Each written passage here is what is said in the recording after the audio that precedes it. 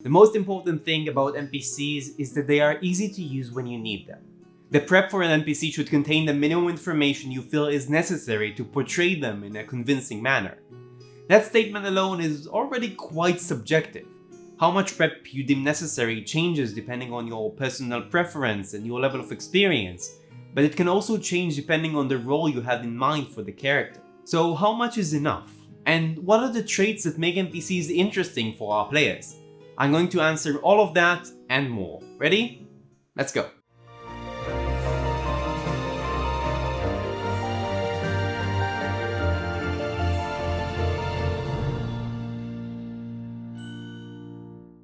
What's up, Battlefumps? My name is Avial and I help game masters create excellent games with confidence, and today we are doing it with NPCs. NPCs start with a name and a title. And I don't mean a formal title that you use to address them. I mean something like an occupation, maybe Mara the Baker, an affiliation like Crusader Talk, or maybe a personality trait like Norin the Coward. Why is Norin the Coward? I don't know. I might scribble something down if I feel inspired, but it's very possible that I'd leave it open and improvise something during the session. Maybe he ran away screaming from a deer, claiming it was a monster. Maybe the deer was actually a monster and nobody believes him. Poor Norin. The goal here is to create a title that helps you define the character's archetype. It should give you some idea on how to roleplay the character, but doesn't define everything about them in advance. Recurring NPCs need to create the illusion of a real person, so they require slightly more work. But honestly, you don't have to develop them in full detail right off the bat. You can start with a few traits and add on them with every scene they participate in. That way you give yourself some wiggle room to improvise, and you get the added benefit of being surprised at the NPCs you've created over time. To do that, you simply have to keep tabs on their progress, just so you can remain consistent. For example, when the players encounter Norin again and discover new details about him, whether you knew them ahead or not, make sure you record it so you can bring it up in future scenes. You can also take note of what Norin thinks of the characters, just to add that extra bit of depth the next time they meet. If you're a veteran flump who's seen my session prep checklist, you probably remember that I said that we should come up with an archetype and motivation for each important NPC. And you'd be correct. In many cases, the titles we come up with will also define the character's motivation. It makes sense for a city guard commander to be motivated by the protection of the city's people. In cases like these, the title we came up with defined both archetype and motivation. Of course, it doesn't have to be that way. You can create a very interesting character if you give them a motivation that somewhat contradicts their title, like a corrupt city guard commander who only cares about themselves. I can already hear the gears grinding in your mind, so I'll stop you there for a moment because I know how some of you think.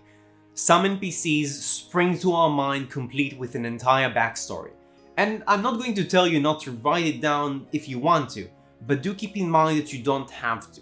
And if your session prep ever limits your imagination or ability to improvise at the game table, you have probably overprepared. Our prep should inspire our improvisation.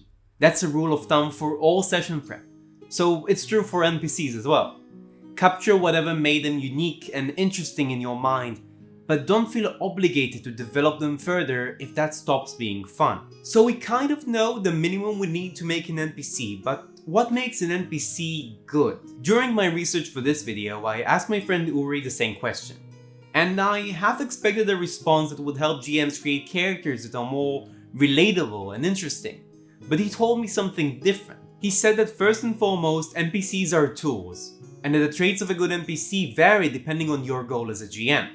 That struck me as odd at first. Why should it matter what I'm going to do with an NPC? Well, it does. There's an important distinction to be made between creating a good character and using it in a good way.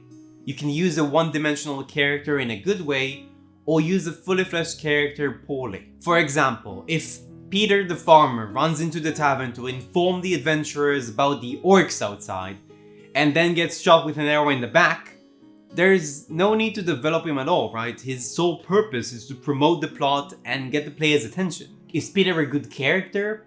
Not at all. But it doesn't matter because he achieved his purpose. So when we create an NPC, we should have an idea of how we're going to use them. That will help us decide how much effort we should spend on developing them. Alright, let's create an NPC together. Our goal is to give our players information about the world, to avoid the classic info dump. And let's say the characters are headed towards a large library. Then they will encounter this librarian called Roland, who will share some of the information we have in our notes.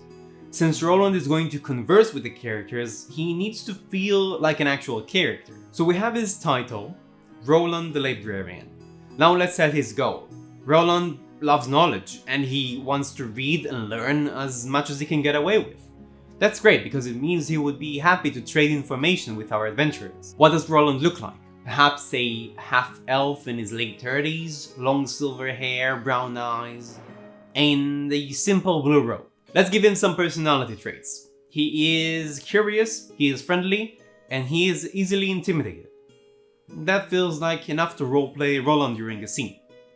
We don't need the stat block because chances are the characters wouldn't fight Roland, but if they do we can use the stats of a commoner, even though Roland would probably prefer to run away from any sort of conflict. If you're into acting, you can also add some mannerisms. I usually improvise these on the spot, so don't feel like you have to fill that in. But if you have a good idea, you should definitely write it down so you don't forget it. Maybe Roland speaks really fast or thinks out loud. That can be fun. If you're looking to create deeper characters, you can check out my video on character arcs, where I discuss what a character wants, what it needs, how are those two different, and how they can get closer or further over the course of a campaign. My tips in that video are aimed at player characters, but the same method can be used to create very realistic NPCs. And if you're looking for a place with literally over 1,000 examples of well-made NPCs, I highly recommend you check out Masks. It's a book by Engine Publishing that contains a very comprehensive list of characters for fantasy, modern, and sci-fi settings. I am not sponsored by them, by the way, I simply think they did a really good job. I am, however, sponsored by my amazing patrons over on Patreon, and during May they will get It's Bigger on the Inside. This one-shot adventure is designed for characters of 5th level and contains plenty of traps, encounters, and misdirections. And slight spoilers, the entire adventure happens within a magnificent mansion demiplane.